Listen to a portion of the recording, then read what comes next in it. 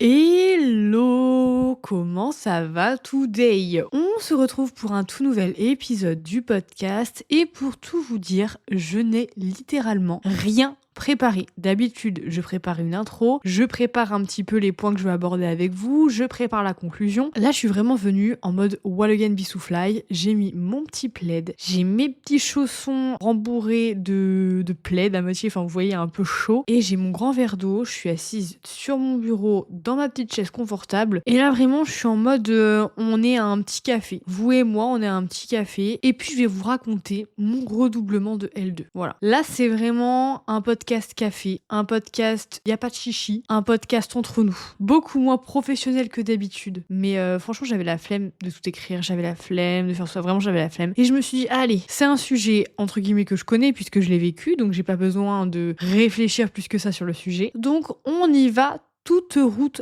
sans introduction. Moi qui suis une grande perfectionniste et une grande personne qui n'aime pas aller dans les choses quand je ne maîtrise pas vraiment les choses, je peux vous avouer que c'est un exercice difficile. Mais écoutez ma foi, faut tester dans la vie, il y a toujours une première fois, et ben c'est aujourd'hui. Nous sommes actuellement le mercredi 15 avril, il est 15h07. Et ben c'est aujourd'hui que je me lance dans le grand bain du podcast sans l'avoir travaillé.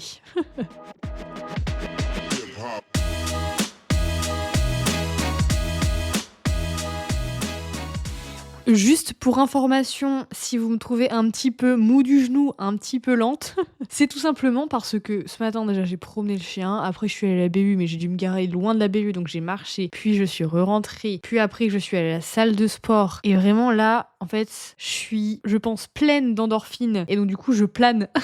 Je plane à 20 000, mais c'est ok. Je sais pas si vous vous souvenez, je vous ai fait un podcast il y a quelques temps maintenant, je crois que c'était vers octobre-novembre 2025, où je vous racontais ma L2, qui était ni plus ni moins chaotique. Hein, on va pas se mentir, c'était le chaos là-dedans. Et ben maintenant, nous allons parler de mon redoublement. De qu'est-ce qui s'est passé, de comment je l'ai vécu, de comment j'ai organisé mon temps, de qu'est-ce que j'ai ressenti, de comment je me ressentais par rapport aux autres. Enfin bref, on va parler un petit peu de tout ça. Je vais sur le truc où il y a mes notes, et je vais clairement vous dire en fait, parce que je me souviens plus vraiment, les matières que j'ai redoublées. Il y avait anatomie, il y avait BMCT, mais il y en a une, je me souviens pas. Donc, mon redoublement de L2 s'est passé entre l'année 2022 et 2023. Les matières que je n'avais pas validées, c'était l'anatomie générale partie 1 et partie 2. Donc la partie 1 c'était au semestre 1, la partie 2 c'était au semestre 2. Il y avait aussi la BMCT, donc les bases moléculaires, cellulaires, tissulaires et les traitements médicamenteux. Et le troisième, il me semble que c'était les bases fondamentales en hémato et en immunologie. Alors franchement, je ne me souviens plus du tout de ce cours, donc j'avoue que je suis un peu du père, mais c'est pas grave. Bref, je redouble avec ces 4 matières. Donc au S1, j'avais l'anatomie et la BMCT, et au S2, j'avais de l'anatomie et du coup le truc d'immuno. Donc je n'avais plus que 2 matières par semestre, et je vous avoue qu'à cette époque-là, je venais d'emménager avec mon copain dans notre petit appartement dans le centre-ville.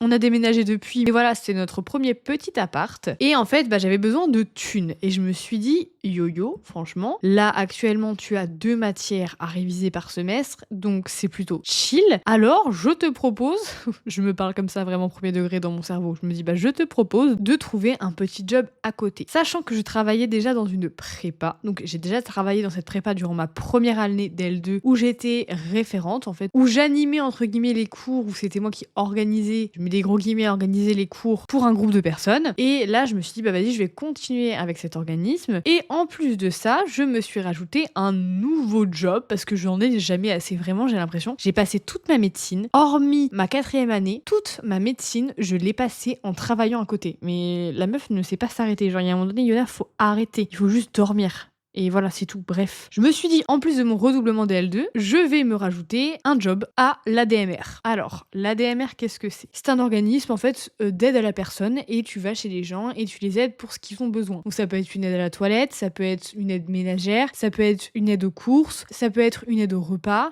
ça peut être, voilà, une aide, juste une présence pour aller marcher, pour faire un petit peu de jeux de société, des trucs comme ça. Donc moi, j'avais postulé à l'ADMR pour travailler les week-ends. Je voulais pas travailler tous les week-ends parce que j'étais en mode vas-y, il y a un moment donné, il faut vivre. Donc je me suis dit, je vais travailler un week-end sur 2. Donc voilà, j'arrive à la ADMR, machin, je pose mon petit CV. Il me pose tout un tas de questions, notamment comment on fait un bœuf bourguignon.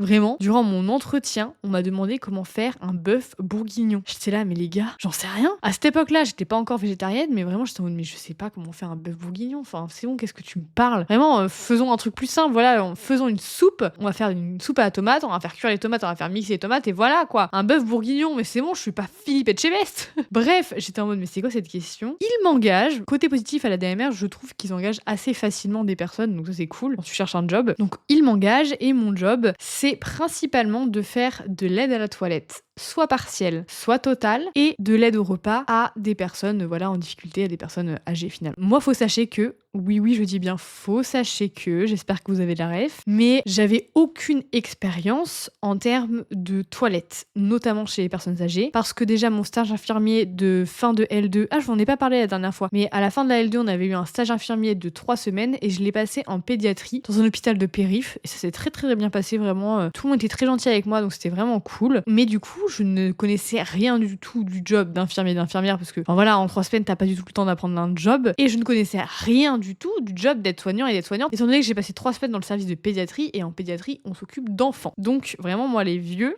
les personnes âgées, je ne sais pas m'en occuper. Donc, je me dis, c'est pas grave, ça va le faire. Je pars toute route faire mes premiers soins. On me donne mon espèce de tunique verte et blanche écrite ADMR que je dois porter quand je vais travailler. On me donne un téléphone sur lequel je dois pointer quand j'arrive et quand je repars de chez la personne, et ça doit correspondre au temps qui a été demandé par la personne. C'est vraiment important forcément parce que la personne paye. Et pour mon premier jour, j'ai une personne qui m'accompagne durant ma première journée, où elle me montre en fait les habitudes des personnes auxquelles je suis attribuée. Donc moi, dans les personnes auxquelles j'étais attribuée, j'avais une personne qui était alitée, et sinon toutes les autres personnes pouvaient marcher, et c'était notamment de l'aide à la toilette et de l'aide au repas. Donc voilà, je fais mes petits trucs machin. Bref, je travaille le week-end à la DMR, et la semaine en parallèle, je travaille du coup dans cette prépa où là j'ai été référente, mais plus globale, genre j'étais pas ciblée sur un type de, enfin sur un groupe. Je peux pas vous dire plus parce que j'ai pas envie de vous dire pour quelle prépa je travaillais, parce que j'ai pas spécialement envie de faire de la pub pour de la prépa. Je sais pas, ça me met mal à l'aise, enfin bref. Donc en parallèle, je travaillais pour la prépa, la semaine j'apprenais quand même mes cours, donc je pense que par semaine, globalement, si je devais faire un emploi du temps vraiment figé, c'était pas figé, mais si je devais faire un emploi du temps figé, on va dire que travailler peut-être une journée complète mes cours, et sinon c'était souvent le matin ou l'après-midi, et le reste du temps, bah soit je travaillais, soit je chillais, enfin voilà, c'était plus globalement comme ça. Et j'avoue que c'était assez compliqué parce que en fait, moi la DMR, ça m'épuisait, parce que s'occuper des personnes âgées, c'est vraiment fatigant. Je me souviens que j'avais des personnes qui étaient assez difficiles, où il y avait tout un rituel, fallait prendre tel gant, puis mettre telle huile, puis mettre telle chose, et fallait vraiment être très ritualisé, un peu comme les enfants. C'est vraiment marrant parce que quand on est enfant, on a besoin de rituels, et quand on devient âgé, on a besoin aussi de rituels et d'un certain encadrement, et c'est totalement pareil. En fait, t'as l'impression de t'occuper des enfants, sauf qu'ils sont vraiment très grands et un peu aigris. Donc c'est plutôt original, mais voilà, je les aimais bien, hein. Franchement, je les aimais bien, ils étaient attachants ces petits vieux. Il y en avait 2-3 voilà, avec qui ça passait moins bien, mais bon, dans chaque métier, il y a forcément des points négatifs et des points positifs. Mais j'avoue que c'était fatigant, et puis travailler le week-end, en fait, c'est un truc que j'aime pas faire. Genre vraiment, genre je me souviens que en fait mes horaires, ça devait être genre du 8h, 10h30, 11h. Non, c'était du 8h midi ou midi et demi, et genre je reprenais à 16h jusqu'à 18h. En fait, voilà, je faisais les toilettes du matin, les toilettes de l'après-midi, et en même temps je faisais de l'aide de repas. Et du coup, j'avais l'impression de louper mes week-ends. Je me souviens que quand je partais le matin, je voyais des gens qui étaient là en train de dormir. Enfin non, je les voyais pas, mais j'imaginais des gens qui étaient en train de dormir, ou je voyais des gens qui allaient faire du vélo en famille et tout. Et moi j'étais là, putain, mais là faut vraiment que j'aille voir des petits vieux qui se sont fait caca dessus. Franchement, j'avais pas trop envie. Mais bon, je le faisais bien sûr. Et en plus, enfin, c'était marrant parce qu'ils m'aimaient bien et tout, donc c'était cool. Même si franchement, tout ce qui est manipulation d'excréments, je parle pas avec mes mains, mais genre je suis en mode, vous voyez ce que je veux dire? Enfin, genre tout ce qui est change, tout ce qui est hygiène corporelle et que ça touche à des fluides corporels, ça me dégoûte. Voilà, ça me dégoûte. Vraiment, à chaque fois, j'étais en mode, oh là là, ça me dégoûte. Pourquoi je fais ça? En plus, c'est moi qui me l'infligeais à moi-même, hein. Personne ne m'a demandé de travailler à la DMR, ou personne m'a dit de faire ça. Moi, je me suis dit, bah vas-y, je vais le faire. Ah, c'est une expérience de vie. Franchement, j'admire beaucoup les aides-soignants et les aides-soignantes, parce que après, je vous en parlerai plus tard, j'ai travaillé pendant des étés en EHPAD, et pareil, enfin, c'est un job quand même, hein. C'est un job et puis c'est fatigant. Et franchement, les personnes qui travaillent dans ce type d'environnement, on est quand même extrêmement maltraités, mal payés pour ce qu'on fait, quoi. Mais bref, je m'égare de ma L2. J'arrive donc du coup au partiel de décembre et finalement, les partiels se passent très très bien, hein. J'ai des notes que je n'ai jamais eues auparavant, genre je sais pas, j'ai peut-être au-dessus, attendez, je vais regarder, genre j'avais des, ah bah voilà, j'avais des 15, des 12, enfin voilà, des notes que moi je considère vraiment comme bien. Et je décide d'arrêter la DMR parce que je me dis, vas-y, c'est trop compliqué, franchement, galère. Franchement, galère, ça me prend beaucoup de temps et puis, je sais pas, j'aime pas. Et en parallèle, je me dis: «Bon, attends Yona, t'arrêtes un job, recommence-en un autre». Vraiment, je ne m'arrête jamais. Je sais pas pourquoi. En fait, des fois, je me dis: «Yona, faudrait que t'arrives à t'arrêter». Genre, mais je sais pas pourquoi j'ai toujours besoin de me rajouter des trucs. Genre, déjà que j'ai un emploi du temps, enfin, j'ai un emploi du temps, j'ai pas un emploi du temps, genre, je me fais pas d'emploi du temps, mais souvent, j'ai des journées quand même assez complètes et avec plein de trucs dedans, entre le podcast, les vlogs, Insta, les stories, la médecine, forcément. Et puis la vie personnelle, et puis le chien, et puis le machin, et puis le bidule. Et t'es en mode, mais en fait, et si je me rajoutais un truc? Bah oui, on a que ça à faire. Franchement, on a que ça à faire. Mais je me suis dit, Bélec, pourquoi pas, autant se rajouter quelque chose. Et donc du coup, j'ai arrêté la DMR et en parallèle, j'ai commencé un babysitting. C'était un babysitting, pas sur le temps du week-end, c'était vraiment sur les temps du matin et du soir, tous les jours de la semaine. Tous les jours de la semaine. Vraiment, je vais dead. Je vais dead. Parce que, en fait, le babysitting, il fallait que j'y sois pour... Je me souviens plus de mes horaires, mais je vais re-regarder mon contrat pour vous dire, parce que j'avais des horaires de... On va pas dire les termes, mais de FDP, quoi. Enfin non, c'est pas des horaires de FDP, mais j'aime pas me lever tôt le matin. Je me levais trop tôt. J'étais en mode, mais pourquoi je fais ça? Mais c'est pas grave. On va dire que c'est pour la moula. Je n'ai toujours pas d'argent. Malgré tous ces jobs, je ne suis toujours pas riche. C'est pas grave. J'avais 2 enfants à charge, donc il y en avait un qui avait 5 ans et l'autre qui avait 3 ans. Et donc je devais m'occuper des enfants tous les jours de la semaine. Donc le lundi, le mardi, le jeudi et le vendredi, c'était les mêmes horaires. C'était le matin de 7h30 à 8h45 et en gros, j'habillais les enfants, je leur donnais leur petit-déj et après je les emmenais à l'école. Puis après, j'allais faire mes affaires. Et le soir, de 17h30 à 19h. Et en gros, je devais aller les chercher à l'école. Et même, ça a été augmenté jusqu'à 20h parce que là, c'est pas les horaires que je faisais. Je faisais 17h30, 20h et je devais aller les chercher à l'école, faire prendre leur douche, leur faire à manger et commencer la routine du coucher avec des histoires et tout ça. Et j'avais le mercredi de 17h30 à 20h aussi. Donc vraiment, c'était assez sportif, hein. Et ça, c'était tous les jours de la semaine. Mais vraiment, mais des fois, je me dis, mais Yona, mais pourquoi tu t'infliges ça? Ça va pas ou quoi? Franchement. Donc je faisais mon truc. En parallèle, je travaillais toujours avec la prépa. Vraiment, la prépa, je l'ai arrêtée à la fin de ma L2. Et en parallèle, je faisais aussi mes cours. Donc là, c'était l'anatomie partie 2 et l'immunologie. Pareil, en soi, j'ai pas énormément de choses à vous dire là-dessus parce que ça se passait plutôt bien au niveau des cours. Vu que j'avais vraiment beaucoup de temps libre, entre guillemets, j'arrivais à bien avancer, j'arrivais vraiment à faire ce que je voulais faire, donc c'était plutôt cool. Et j'ai validé mon semestre sans vraiment de problématiques en termes d'apprentissage, étant donné que j'avais pas énormément de choses à apprendre et que je les avais déjà vues l'année d'avant. Donc c'était plutôt simple. Donc c'était vraiment une année compliquée, mais plus en termes de job, parce qu'en fait, j'enchaînais 2 jobs différents, plus les études de médecine en parallèle. Je n'avais pas encore le chien à cette époque-là. De toute façon, je n'aurais pas pu avoir de chien à cette époque-là, puisque moi, tous les matins, je le promène, enfin pas tous les matins, mais un matin sur 2 avec mon copain, on inverse, on alterne, et moi je le promène 1h le matin, donc j'allais pas me lever à 6h du mat pour promener le chien, voire même plus tôt, parce que il fallait que je m'habille, donc j'aurais dû me lever à 5h30 pour promener le chien 1h, pour m'habiller, pour me laver, pour aller là-bas, enfin bref, oh non, mais non, il y a un moment donné, il y en a, non.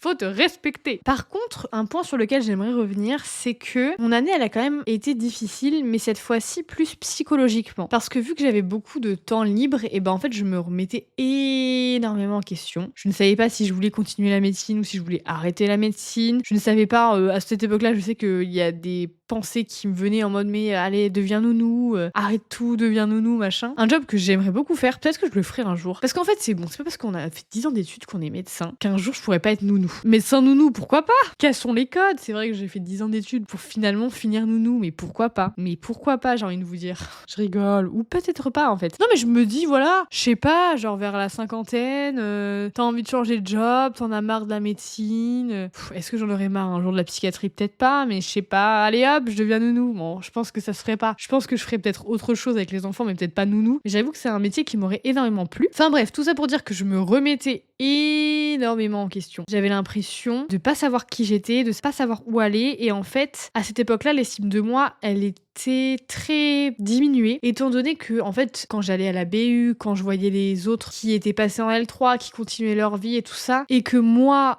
au contraire, je faisais pas grand-chose. Enfin, genre, je travaillais à côté, mais je travaillais plus trop la médecine. J'étais plus trop dans le mood médecine. Et même dans la vie en général, je n'allais plus du tout aux soirées. Mais ça, j'ai vraiment arrêté à la fin du premier semestre de ma première L2. Donc, vraiment, les soirées de médecine, pour moi, c'était terminado. Enfin, ça suffit les bêtises. Et puis, en fait, je me suis éloignée de beaucoup de personnes que je côtoyais, notamment en L2, parce que j'allais beaucoup moins à la BU, parce que finalement, je me trouvais pas si proche d'eux, en fait. Et j'étais en mode, vas-y, on s'éloigne, ça sert à rien, entre guillemets. Enfin, je sais pas, genre, quand je n'ai pas la vibe avec quelqu'un ou quand je suis pas à fond dans le truc, je sais pas, genre, je m'investis pas à fond dans la relation parce que je suis en mode, il y a un truc qui me plaît pas. Je suis assez sélective sur mes amis, sur mes amitiés. Parfois, c'est une qualité, parfois, c'est un défaut parce que j'ai du mal à m'ouvrir à certaines personnes ou à parler avec certaines personnes, tout simplement parce que je suis un peu trop sélective des fois et j'ai du mal à accepter certaines choses de certaines personnes. Et en même temps, je me dis qu'il n'y a pas forcément besoin de les accepter. Vous voyez, genre, j'ai du mal à trouver l'équilibre, genre à trouver une certaine tolérance. Et vraiment, mes amis que j'ai, c'est vraiment mes amis. Je sais que je peux compter sur elles parce que c'est principalement des filles. Donc, je sais que je peux compter sur elles et je suis en mode, non, mais ça, c'est mes potos sûrs, il n'y a pas de galère. Mais il y a d'autres personnes où je suis un peu en mode, c'est des connaissances, c'est des potes, c'est des gens, voilà, sympas et tout, mais c'est pas mes amis. Bref, vraiment, ce podcast, je m'égare. Mais encore une fois, je vous ai dit, là, on est autour d'un café, donc je parlerai comme ça à ma pote si on est autour d'un café. C'est un de mes défauts d'ailleurs, c'est de partir dans tous les sens. À chaque fois, ils sont en mode, mais Yona, mais tu parles d'un point A pour arriver à un point X, Y, Z, ça n'a aucun sens. Je suis en mode, oh, chacun son cerveau, d'accord. C'est d'ailleurs un point que j'essaie de travailler avec ma psy parce que je pars trop dans mes idées, dans plein de trucs. J'ai une pensée en arborescence, enfin, c'est elle qui dit ça. C'est-à-dire que je pars d'un truc et je pars dans tout un tas de choses, d'explications, de peut-être que, et puis je réfléchis sur tout un tas de trucs. Et en fait, ce que j'essaie de faire maintenant, c'est de faire un choix binaire, c'est-à-dire A ou B. Est-ce que, par exemple, je veux faire des pancakes, oui ou non? Bref. Encore une fois, je m'égare. Revenons à ma L2. Et voilà, ça a été vraiment une année de remise en question. Je me disais, est-ce que je veux faire médecine? Est-ce que je suis capable par rapport aux autres? Eux, ils continuent et moi, pour autant, je dois rester, je dois recommencer, je dois tout refaire. En fait, c'est comme si t'avais monté, je sais pas moi, une grande montagne, que t'étais arrivé au sommet et puis que on te disait, finalement, tu retournes à la moitié, puis tu recommences. Et tu vois les autres devant, en fait, partir loin devant toi. Et tu dis, mais putain, mais je prends du retard, je vais jamais les rattraper, mais ça y est, c'est peine perdue, mais ils sont déjà partis, mais je suis nulle, mais qu'est-ce que je fais là? Mais en plus, je suis une des seules personnes à avoir redoublé, donc ça me rend triste. J'ai vraiment peu d'estime en moi, je me dis que j'y arriverai jamais. Je me dis que s'il y a que moi, enfin on était peut-être 5 à redoubler, je me disais mais en fait c'est vraiment que je suis bête, qu'est-ce que je fais là? J'avais vraiment une grande perte de confiance en moi. Et en fait, il s'avère qu'avec le temps, les gens qu'on a perdus à un moment donné, on les recroise. Il y a des gens qui ont redoublé des années après, soit la L3, soit la 4e année, soit la 5e année. Et en fait, maintenant, on marche ensemble, on se recroise et tout ça. Enfin, genre, c'est pas parce qu'il y a quelqu'un qui est loin devant qu'à un moment donné, il va pas s'arrêter ou qu'à un moment donné, lui, il va pas reculer pendant que vous avancez. Enfin, vraiment, la vie, c'est tout un tas de va-et-vient, on va dire. Et donc, du coup, à ce moment-là, j'avais énormément de mal à le digérer. Et c'est peut-être pour ça aussi que je travaillais énormément. Peut-être que j'avais besoin de me vider l'esprit ou de me changer les idées ou de tout simplement être concentrée sur autre chose ou de meubler ma vie. Parce que, en soi, si j'avais pas ça, je pense que je me serais énormément ennuyée. À cette époque-là, je sais que, en fait, parfois, j'étais dans mon canapé et je passais des après-midi à regarder la télé et je savais pas quoi faire. Je m'ennuie très rapidement. Je suis une personne qui s'ennuie très très rapidement. Et du coup, j'étais en mode, mais qu'est-ce que je fais de ma vie? Enfin, vous voyez, toute cette remise en question, en fait, qui fait que ressurgir. Et tu te dis, mais en fait, c'est peine perdue pour moi. C'est peine perdue, genre, ça sert à rien que je continue. Donc, si je dois faire un bilan, c'était une année assez facile en termes de médecine, en termes d'apprentissage. C'était plutôt simple et j'ai d'ailleurs eu des bonnes notes. Donc la note ne représente pas non plus tout, mais ça montre quand même que j'avais compris et que j'avais, entre guillemets, réussi. Mais par contre, d'un point de vue personnel et d'un point de vue mental, cette année a été beaucoup plus compliquée que ce que je ne pensais. Je pensais justement prendre du temps pour moi et apprendre à me découvrir, ce qui a été le cas par contre. J'ai énormément appris sur moi, sur mes faiblesses, sur ma méthode, sur la façon que j'ai de penser, la façon que j'ai d'agir. Étant donné que j'avais énormément de temps, pour réfléchir. Donc le côté positif, c'est que j'ai appris plein de choses sur moi et sur ma façon d'être. Le côté négatif, c'est qu'en fait, à force de penser et de s'analyser et de réfléchir, et en fait, ça nous tire aussi un peu vers le bas. Genre parfois, je trouve que je réfléchis un peu beaucoup trop. Et donc en fait, à force de trop réfléchir, tu te poses trop de questions et quand tu te poses trop de questions, tu fais rien ou tu stagnes, tu restes dans ton bad mood. Vous voyez ce que je veux dire? Parce qu'en fait, tout est énigmatique et tout est une raison de se poser une question. Alors qu'au contraire, quand on se pose moins de questions.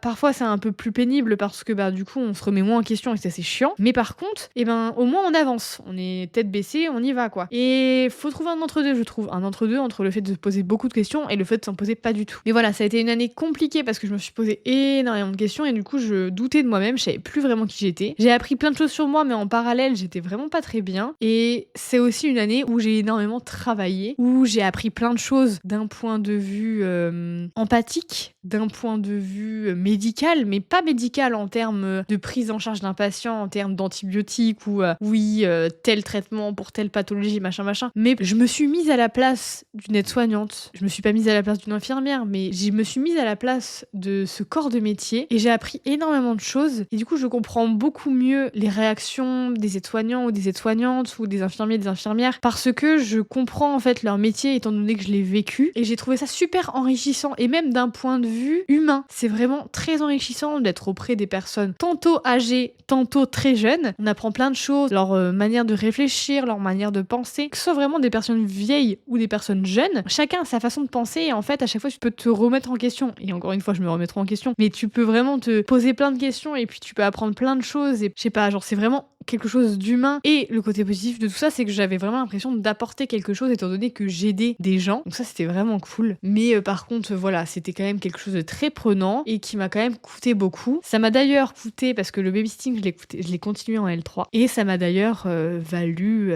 quelques embûches. Je vous raconterai ça dans un prochain podcast où je vous parle de ma L3. J'espère en tout cas que ce podcast vous a plu. Je crois qu'il partait un peu dans tous les sens, mais en fait, peu importe. J'avais vraiment envie de faire quelque chose de cocooning. Comme si je parlais à ma pote ou mon pote et que je lui racontais en fait cette L2. C'était vraiment quelque chose que j'ai vécu d'un côté super bien parce que j'avais du temps libre et je pouvais faire plein de choses, et d'un autre côté très mal parce que j'avais plein de questionnements et puis j'avais du travail et le travail il me posait problème parce que j'avais du mal ou parce que ça me prenait du temps, parce que ça me fatiguait et tout ça. Enfin bref, vous l'aurez compris, le redoublement de ma L2 m'a appris énormément de choses et si je devais le refaire, je sais pas si je le referais parce que encore maintenant parfois je me compare aux personnes qui sont devant moi et je me dis putain, si j'avais pas redoublé cette satanée L2, je serais à la fin de ma 6e année de médecine, je passerais bientôt les écos, j'en aurais terminé avec cet externat. Mais je pense qu'un jour, cette rancœur sera finie et je pense que ce jour-là, ça sera tout simplement quand j'aurai fini l'externat et que je me dirai mais c'est bon en fait, y a pas besoin d'être avant ou après quelqu'un. Mais encore maintenant, voilà, j'ai des petites pensées intrusives comme ça. Voilà, j'espère en tout cas que ce podcast vous a plu et moi je vous dis à dimanche prochain. Portez-vous bien. Ciao!